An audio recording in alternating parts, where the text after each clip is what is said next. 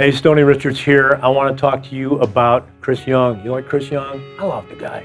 He's a cool guy. He's always had some great music, and he's one of these artists that doesn't, walk around saying, "Hey, I'm country. Look at me. I do country music." He does country music. He doesn't feel he has to say it. He's just a guy, and he's kind of a nerdy guy. I mean, if you ever talk, and Chris, forgive me, but he is, because when we had him.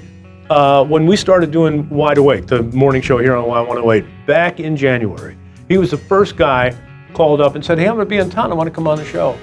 Nobody does that. Nobody does that. I mean, not of the stature of Chris Young. He's headlining his own tour this summer, right? And he said, "I want to come on the show."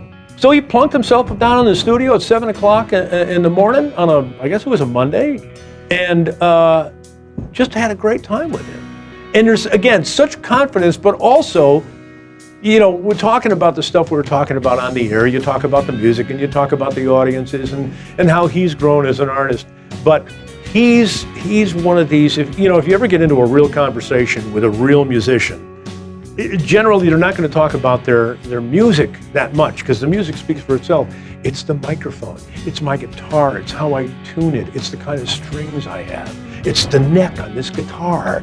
You like this strap? We got into this. We never talked about it on the air because it was he was talking about a microphone that he used specifically for one song, but wouldn't use it for this song, and just had to have the right sound because it was crisp, and this was warm, and this was brilliant. And, he was talking about the microphones. A guy who knows his craft, a guy who knows that you're only as good as the lights and the camera and the instrument that you're playing makes you look. And I have such respect for him because a lot of times artists won't reveal that aspect of their profession. Keith Urban is another one like that. He'll talk guitars all day long. And so we kind of got into this nerdy discussion off the air with Chris Young.